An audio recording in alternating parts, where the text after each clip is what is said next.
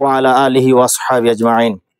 উপস্থিত আজকের প্রোগ্রামের সম্মানিত সভাপতি, আমাদের শ্রদ্ধাভাজন দায়িত্বশীল কুমিল্লা মহানগর অ্যাসিস্ট্যান্ট সেক্রেটারি কামরুজ্জামান সোহেল ভাই, বিজয়পুর ইউনিয়নের আমির জনাব মুমিনুল ইসলাম মজুমদার ভাই সহ আমাদের অন্য দায়িত্বশীল বৃন্দ, আবার আমার সামনে উপস্থিত ভাইরা, আসসালামু আলাইকুম ওয়া রাহমাতুল্লাহ।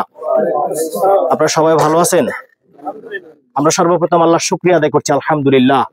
আল্লাহ সুবহানাহু ওয়া তাআলা দ্বীনের উদ্দেশ্যে আমাদেরকে এখানে বসার তৌফিক দিয়েছেন, আলহামদুলিল্লাহ। দরুদ ও সালাম পেশ করছি মানবতার মুক্তিদূত রাসূলুল্লাহ সাল্লাল্লাহু আলাইহি সাল্লামের প্রতি।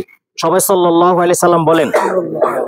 নবী মুহাম্মদ রাসূলুল্লাহ সাল্লাল্লাহু আলাইহি সাল্লামের নাম শুনলে প্রথমবার সাল্লাল্লাহু আলাইহি সাল্লাম বলা ওয়াজিব। এজন্য আমরা যখন যেখানে আল্লাহ রাসূলের নাম শুনবো সাল্লাল্লাহু আলাইহি সাল্লাম বলবো। এটা বলার জন্য ওযুর দরকার নাই যে ওযু করতে ওযু করে বলবো, এরপর বিষয়টা এমন না। যাই হোক, শহীদদের জান্নাতে সর্বোচ্চ স্থান কামনা করে আমি অল্প কিছু কথা বলবো। এখানে যারা আছেন সবাই আমার সিনিয়র দায়িত্বশীল। আল্লাহ সুবহানাহু ওয়া তাআলা পবিত্র কোরআনে বলছেন, লিইলাফি কুরাইশ ইলাফিহিম রিহলাতাশ শিতাই ওয়াস সাইফ ফালিয়াবুদু রাব্ব হাযাল বাইত আল্লাযী আত'আমাহুম মিন জু' ওয়া আমানাহুম মিন খাউফ। এই সূরাটা আপনারা সবাই জানেন না? মোটামুটি শুনছেন অনেকেই। আল্লাহ সুবহানাহু ওয়া তাআলা এখানে বলছেন লিইলাফি কুরাইশ, যেহেতু কুরাইশরা অভ্যস্ত হয়েছে, কুরাইশদের একটা অভ্যাস ছিল, আল্লাহ সেই অভ্যাসের কথা বলে বলছেন লিইলাফি কুরাইশ, যেহেতু কুরাইশরা অভ্যস্ত হয়েছে ইলাফিহিম রিহলাতাশ শিতাই ওয়াস সাইফ, তারা অভ্যস্ত হয়েছে গ্রীষ্মকালীন এবং শীতকালীন সফরের।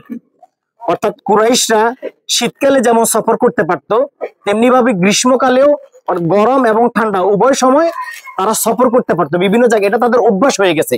আমরা যারা মুসলিম, আমরা যারা এক আল্লাহকে বিশ্বাস করি, আমরা যারা এক আল্লাহর ইবাদতের কথা বলি, ইবাদত আমাদের অভ্যাস হয়ে যাওয়া দরকার। যখন আজান হবে, আজানের সাথে সাথে ঘুম ভেঙে যাওয়া, এটা আমার অভ্যাস হয়ে যাওয়া দরকার।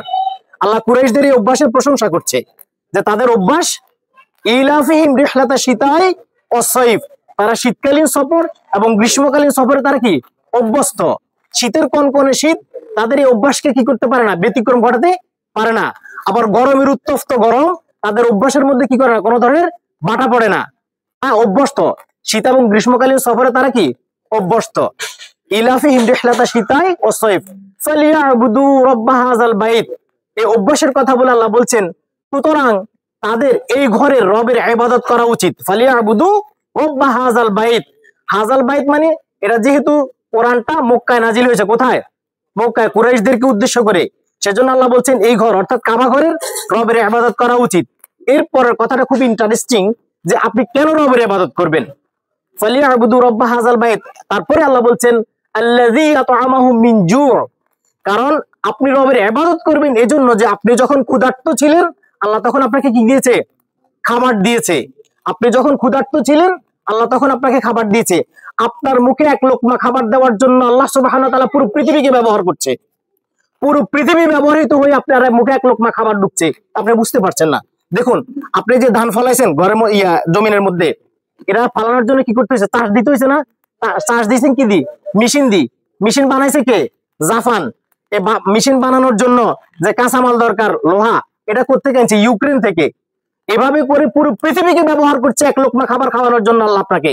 এজন্য আল্লাহ বলছে ফালিয়াবুদু রাব্ব হাযাল বাইত আল্লাযী আত'আমাহুম মিন জু', যে তারা এই ঘরে রবের ইবাদত করা উচিত এজন্য যে আল্লাহ আপনাকে কি দিয়েছে?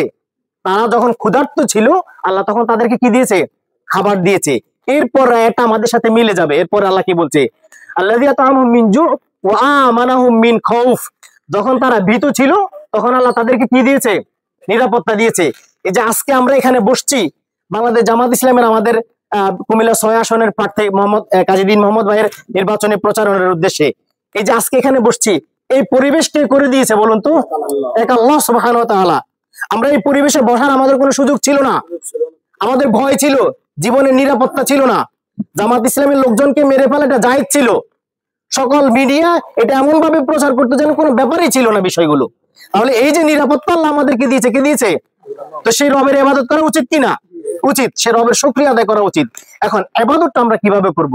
আমরা মনে করি শুধু নামাজ পড়াই শুধু ইবাদত, আমরা মনে করি হজ করাই শুধু ইবাদত। না, নামাজ পড়া তো ইবাদত বটেই। নামাজের মধ্যে দেখুন, আমরা যখন আল্লাহু আকবার বলে নিয়ত বাঁধি, নামাজের আল্লাহু আকবার বলে নিয়ত বাঁধা থেকে শুরু করে আসসালামু আলাইকুম ওয়া রাহমাতুল্লাহ বলে নামাজের সালাম ফেরানো পর্যন্ত পুরো সময়টার মধ্যে আমরা কার প্রশংসা করি? আল্লাহর। আল্লাহু আকবার মানে কি? আল্লাহ সর্বশ্রেষ্ঠ।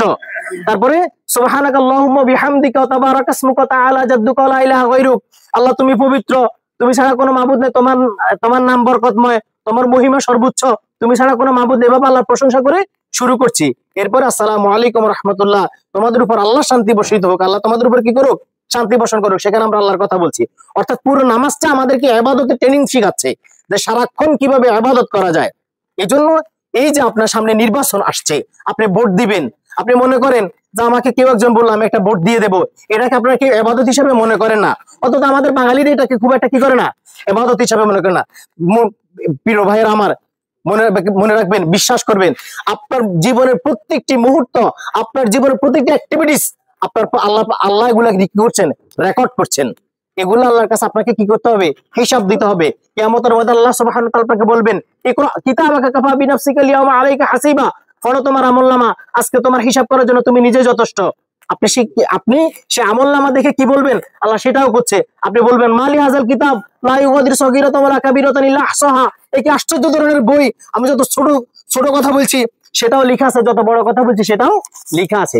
এজন্য ভাইরা আমার, আসুন আমরা আমাদের ইবাদত যে শুধু নামাজকালীন ইবাদত নয়, সামনে আমাদের যে একটা আমানত দেওয়ার জন্য যে একটা সময় আসছে, আমরা সেটা এমন মানুষকে দেব যে এই আমার আমানত নিয়ে, যিনি আমানতটাকে কাজে লাগাবে ভালো কাজে, তাহলে আমিও একটা কি পাবো? সওয়াব পাবো। এজন্য আল্লাহ সুবহানাহু ওয়া তাআলা যেহেতু আমাদের কি সুন্দর একটা পরিবেশ করে দিয়েছে, আমরা আল্লাহর প্রশংসা করব, আল্লাহ শুকর আদায় করব, আল্লাহর ইবাদত করব, এবং আল্লাহ যে একটা আমানত আমাদেরকে দিয়েছে এই আমানতগুলো যথাযথভাবে ব্যবহার করব ইনশাআল্লাহ। আল্লাহ সুবহানাহু ওয়া তাআলা আমি যে কথাগুলো বললাম, আমি সহ আমাদের সবাইকে আমল করার তৌফিক দান করুক। সুবহানাকাল্লাহুম্মা আশহাদু আল্লা ইলাহা ইল্লা